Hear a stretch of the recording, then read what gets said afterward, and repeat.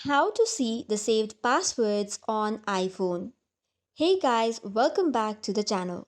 In today's video, we will see how to quickly see your saved passwords on iPhone using the brand new Passwords app in iOS 18 and above.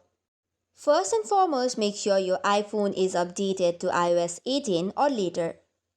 For this, head over to Settings, scroll down a bit and go to General. Then after, tap on Software Update and tap on Update if any version is available.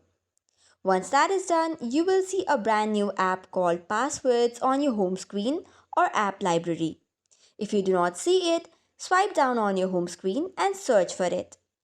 Once you are on your Passwords app, you will need to authenticate it with Face ID, Touch ID or passcode. Now you can either scroll through the list or tap on the search bar at the top to quickly find a specific website or app. Tap on your account and you will see the option of password. Tap on it or long press it to copy the password or to show it in a large type. After that, you will also see a security alert such as weak password or strong password if Apple detects any issues.